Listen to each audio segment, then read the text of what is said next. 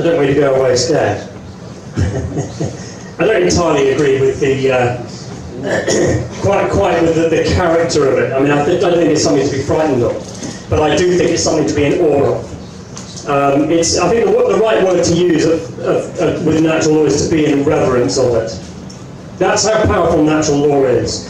And there speaks a clinical psychologist on the subject. I thought it was pretty interesting. What he was actually referring to there was this painting here by Gustave Doré, The Breaking of the Stone Tablets of Law. So it's a biblical engraving, illustration.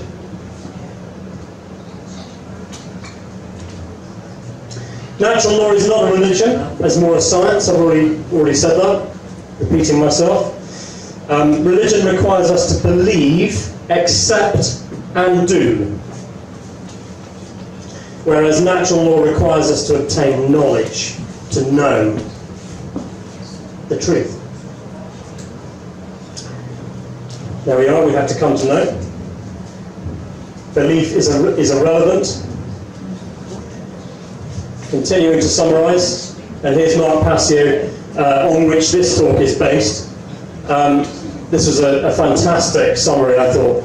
Universal, non-man-made, binding and immutable conditions. This is natural law, of course, his description of natural law. Universal, non-man-made, binding and immutable conditions that govern the consequences of behaviour.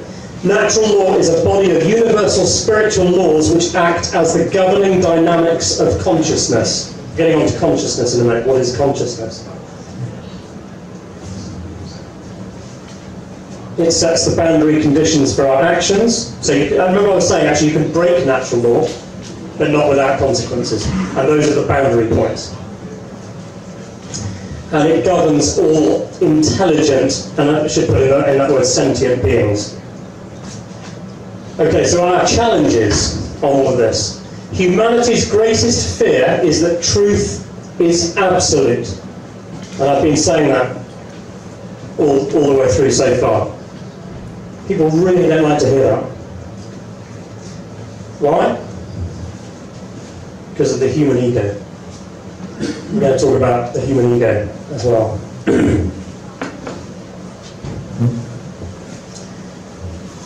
Natural law disregards your beliefs. Søren Kierkegaard, there are two ways to be fooled. One is to believe what is not true, and the other is to refuse to accept what is true. We all know that, really, don't we? Actually, there's one thing I just want to touch on here, which Mark Passio goes into quite a lot, about the word ignorance. And it's just such a great point that he makes here, and I've never thought of it, which is, if you think about the root word of ignorance, is actually the word ignore. And he's right, because ignorance has a particular connotation of understanding. What it really means is not knowing something, but not because it's not your fault. It's because you've actually ignored the information. That's what ignorance means. We don't use it in that way in common language. So there's another word which he brings up, which is called nescience. Should have put it in on the slide, shouldn't I? If you are nescient, then there's no blame attached, simply because the information isn't there to be had. You're not in possession of the information, it's not your fault. You can't know about it. That's what we often mean when we say he's ignorant of something. It's nescient. Really, the word ignorance means ignorance. That's what Mark keeps talking about in his talk. Ignorance. If you actually pronounce it like that, then the word comes out quite clearly. You're actually ignoring information that's available to you.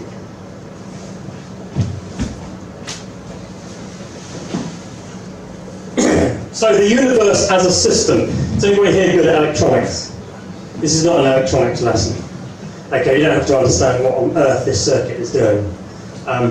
What I'm putting that up there for is I want you to imagine for a moment, here's a complex system, okay? And in this complex system are a whole bunch of people. So you imagine yourself as one of these components, a resistor or something, whatever. And you have a certain a role to play in life. Obviously humans, it's much more exciting than just being a resistor with one job to do, but the point I'm making is that your role, well not your role, but the part that you're playing in life has a direct effect on the system in which you're part of. And I'm going to just take this a little bit further actually, because I'm going to bring up a circuit diagram, not of that one, it's a different circuit diagram. I think it's an amplifier, but I'm not sure. Now, one of the things that you may or may not know, if you've not done any electronics before, is that electronic components have something called a tolerance level. So if you buy a resistor, it has a tolerance on it, and what that is a percentage of how far out its advertised value it is. So for a resistor, by the way, a resistor is how much it's blocking the current in a circuit. Okay, that's its job, not blocking it, but resisting it, reducing the current. And so take one of these resistors up at the top there, a 100k resistor. The 100k is the amount of resistance that that component is going to provide that circuit. And you'll have a tolerance level on it of, say, 5%, 10%. I think this is right, isn't it? I hope I've got that right. This is ages since I've done any electronics. But what that is basically saying, okay, there's a tolerance of 5%, 10%, it could be out by that much. So it's going to be 100k, that's what it's labelled as, but you know, it might be 95k, it might be 105 or something like that. So it means that there's a boundary condition, if you like. Now resistors, now what would happen, if you think about it for a moment, what would happen if that resistor completely broke down and it basically shut down and actually started resisting the current flowing through that point, that area of the circuit completely? In other words, it's way more than just the tolerance level, and it completely broke down. What's going to happen? The circuit is going to be affected in a serious way. Yeah? And not only is the circuit going to be affected, but in electronics you're going to get cyclic things happening as well. You're going to get feedback loops and all kinds of things happening. Okay, so when a component starts to break down and misbehave in some way, things are going to break down, and it may affect the resistor itself, because then the current might come around behind it and start affecting it. You get the idea, you know what I'm saying. Okay, but I think that is quite a useful way of thinking about it, is that we're a component and we have much more freedom than electronic components. But there is a tolerance level, and if we step outside that, we're going to get all kinds of effects coming back at us, and that's what's happening.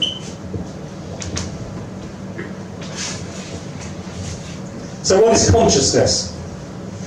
The ability to recognize patterns and meaning in relation to events taking place within the self, the microcosm, and the world, the macrocosm. This coming back to this major minor arcana that I was talking about. The sacred masculine and feminine, body and the spirit. We're going to come on to talk about this in a lot of detail, because it's absolutely critical. Because if you are not balanced using both masculine and the feminine part of your being, you're going to have some serious problems. And there are a lot of people in society that are completely imbalanced in that respect. Thoughts, emotions, and action. Natural law is about unifying all of those three things. What you think about, how you feel, and most importantly, that anything is the action, which is the masculine part. The thoughts is all about, it's just neutrality. But the emotions is considered part of the sacred feminine. That's how we feel about things in our physiology. And then the action is how we actually, is what we manifest into reality. Excuse me, and that's the most important thing, because if we're not doing that, it's just not happening. And not taking action, by the way, is also out of alignment with natural law. And the concept of the Trinity. You'll know that in most religions, actually, the concept of the Trinity is there, where you have a father figure that then inseminates a mother figure, and then there is a son that is always a male child that is born out of that situation, and the male child represents the action, the truth. Okay, so there's the Christ figure coming forward as well. So you've got God and the Holy Spirit being the feminine side, and then you've got the male child Excuse me. And that Trinity concept is absolutely prevalent in religions because it's based in natural law. I need to move a bit faster here. Too much information. The marriage of the masculine and the feminine producing a child. There we go. Excuse me. Right, then we go on to the gender balance of the brain. Now this is really critical, because if you are not in balance with left-right brain, things are going to go badly wrong. Now, just briefly, we've got, this is very brief, okay, we're just kind of going to go over this very quickly, this is a big subject. The base of our brain is the reptilian brain, the R complex. Then we've got the limbic system. Oh no, this laser does work, that's exciting. Oh no, hang on, I've got too many buttons. Yeah, exactly. Oh no, I've just stopped. I know what I'm doing.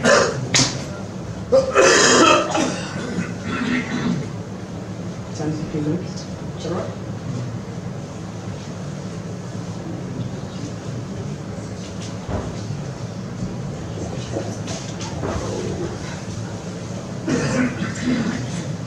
I'm going to have to reload it. It's alright, it will take me a minute.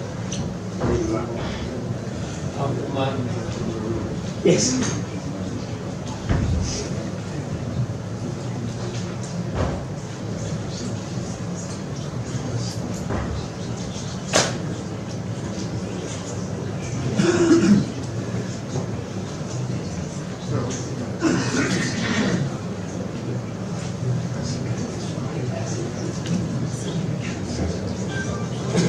Okay, we're back on. I'm trying not to press the wrong buttons. So the middle brain is the limbic system, which is the mammalian brain, and that is responsible for allowing us to feel emotion in the physiology. That's the feminine side. If that's not functioning, you've got problems. And then you've got the neocortex, which is the area of the brain that we always think of as the brain. It's that sort of wiggly bit on the top, which has two sides to it, left and right. So the R complex is the reptilian brain, fight or flight, survival, reflex actions, low consciousness. If that is in command, that's the state of being that you're in. And we'll come on to why that is. The limbic system is the mammalian, allows emotions to be experienced in the physiology, talked about that. The neocortex is the executive command centre, the newest part for higher order thinking. So here's the neocortex, two sides. Now, if the left brain is all about logic, linear thinking, and analytical abilities. Okay, it's about taking things apart, it's about detail. And it's about taking action, by the way, as well. The right brain is about creativity, pattern recognition, emotion, holistic thought, care, passion, ethics. They've got to be mixed. The optimum brain health when working in balance correctly and efficiently. So the left brain, if you've got the left brain as over-dominant, then the limbic system begins to shut down, which is the part that holds your emotional capabilities, and the R complex begins to dominate. So you end up with low consciousness, survival, or no emotions.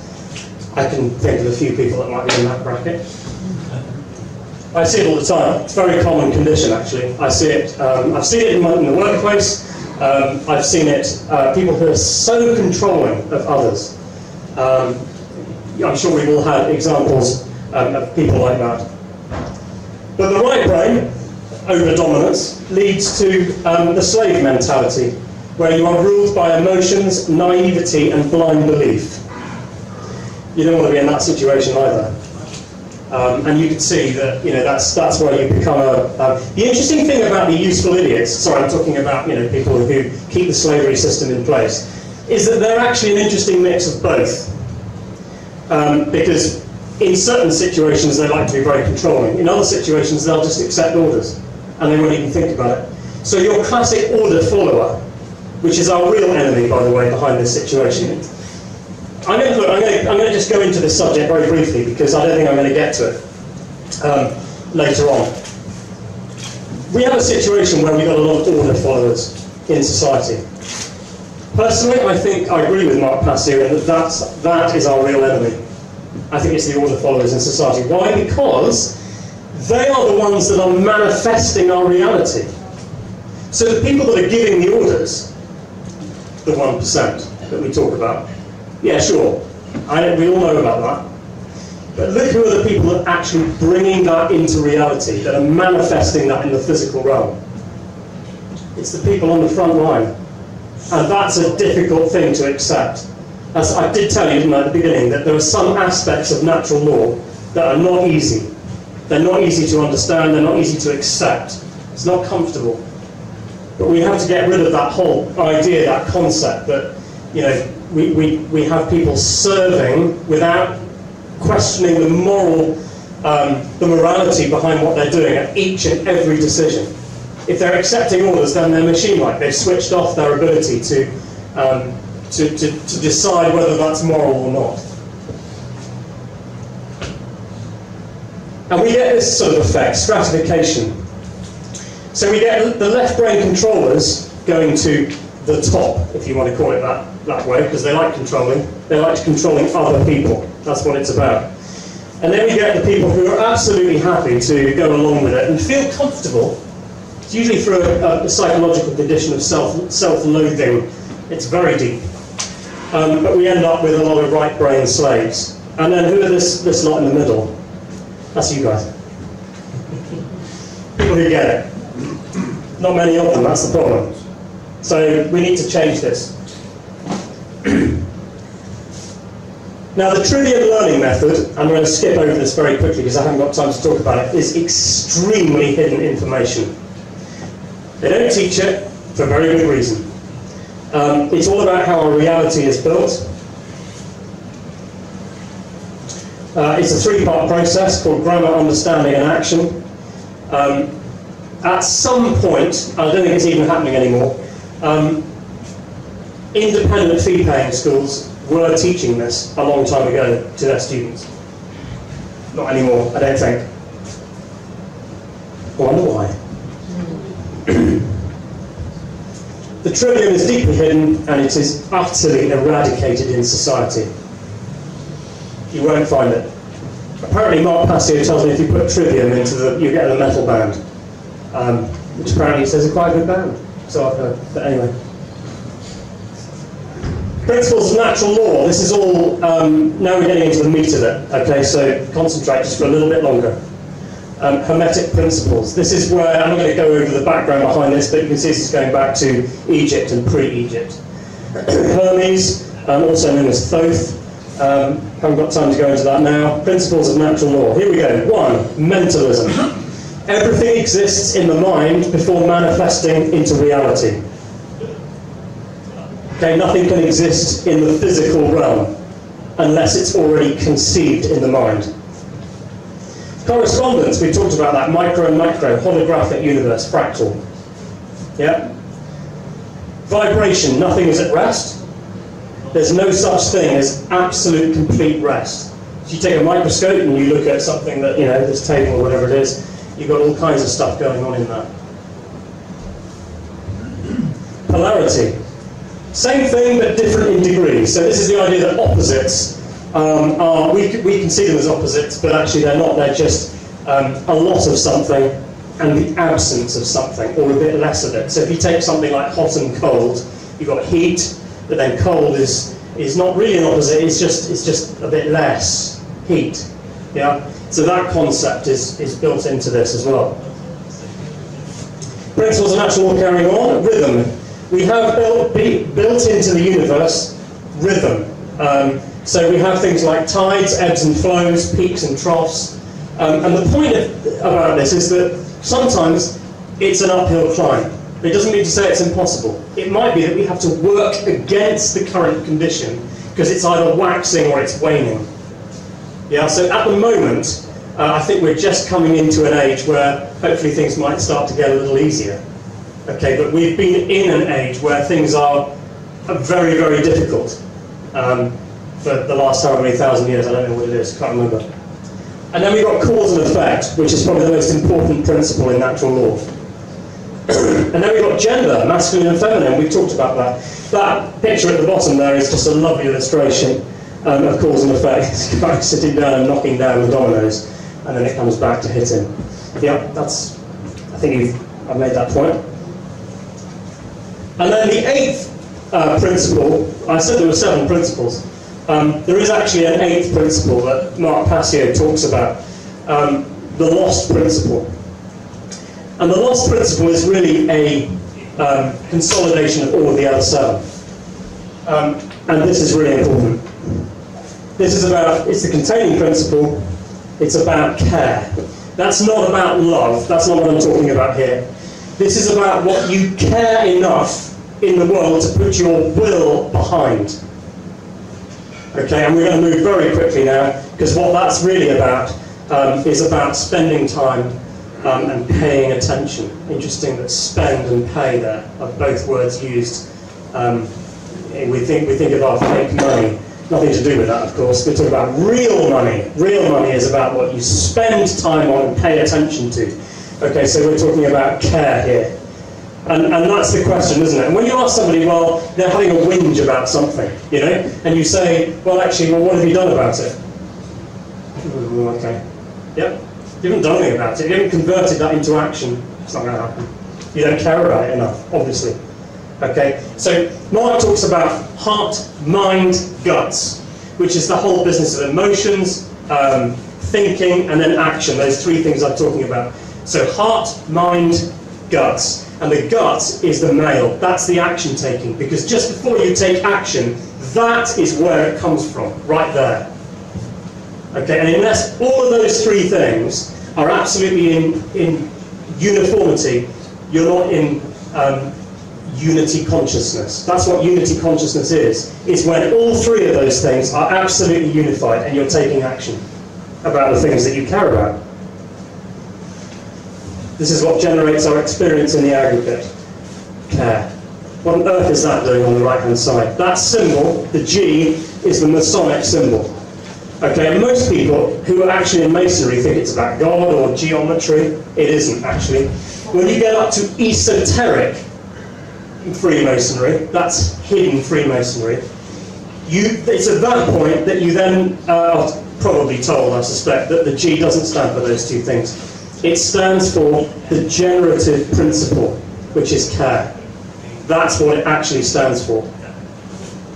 And my 9-year-old son yesterday, when I was kind of running through some of this stuff, he kind of gets this.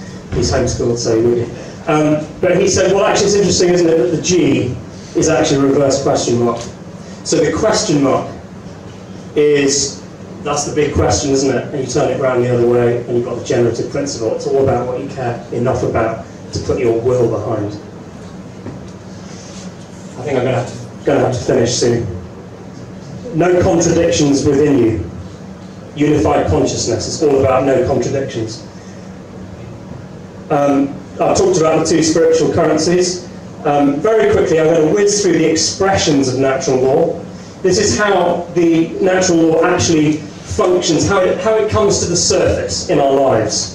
So the generative principle is what we use to create. Now, in a positive context, that means love. It doesn't mean love in that sense. It means openness. You know that idea when you're in a room and you're with 2 or 3 other people who you disagree with fundamentally, but you're in that kind of state of mind where you actually are really open and you just want to have a really good chat and thrash it out.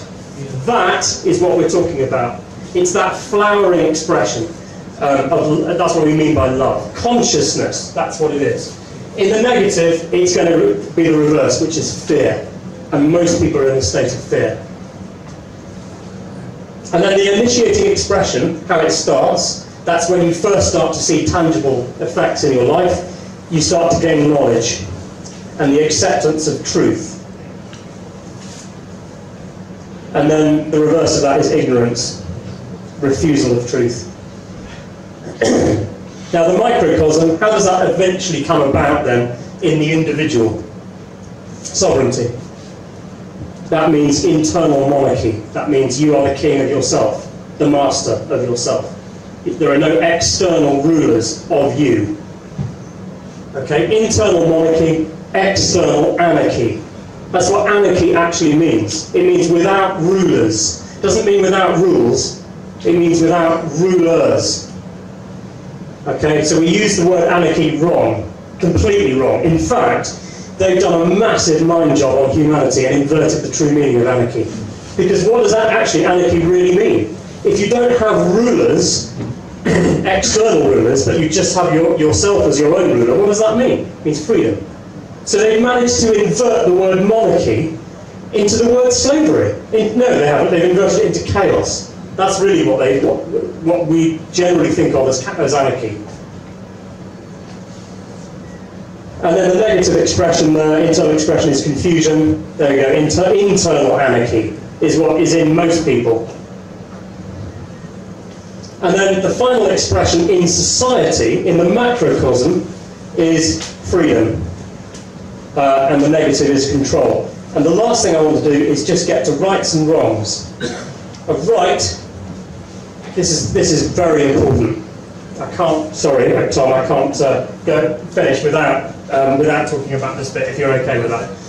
Okay, a right is what is correct and based in truth. Right, that's why we use that word. If something is wrong, it is incorrect. But you'll also see that at a moral level, a right is moral. It was right. What you did was either a wrong, you did a wrong to somebody, or it was right. If a right is in harmony with natural law, or it's in opposition to natural law, it's wrong. And then actions based on right do not result in harm if it's a right, and actions based in wrong do result in harm to other beings. I think we kind of know this. Okay, force is what we use to do, that's a right, force. Violence is not, this is a violation. Okay, whiz through this. Ownership, very important. We don't understand ownership as a society. It's about property. Okay, we've got to stop condoning the taking of other people's property. Yeah? Society has to stop condoning that. Otherwise it's not going to change. I'm not going to go through that, but what I might do, I'm just going to finish off here now. Sorry, that is important. There is one divide. One divide is not religion, gender, whatever. The one divide that really is in reality is the difference between people who understand they're basically anarchists. They're people like us who understand, and I mean that in the true sense, okay, we're not in for chaos here, that understand that statism, authority and control are illegitimate concepts. And then there's those that are statists. And that really does exist, that divide. And that's what our battle is. True freedom requires the possibility of chaos, danger and risk. In other words, we have to trust that nature will provide the law. Order followers, we've talked a little bit about that, and I'm going to whiz over that now because we haven't got time to look at it.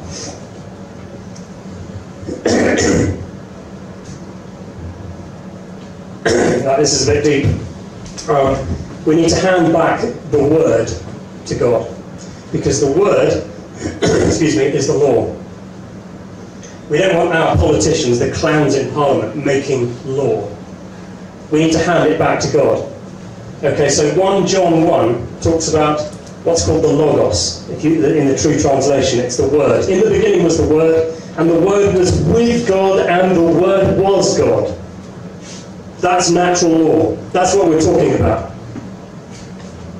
And then John Locke, the natural liberty of man is to be free from any superior power on earth, and not to be under the will or legislative authority of man, but only to have the law of nature for his rule.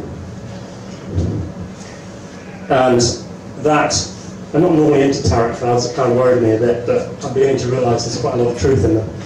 That's the Justice card. And we've got there the sword of truth. And look at what we've got on the right-hand side there. We've got the balanced scales of justice. And that's why I chose the balanced scales as the logo for the new Chartist movement website. It was for a very good reason. It's not an Illuminati symbol, okay? That's why I chose it, because of that. I think that's it. There it is.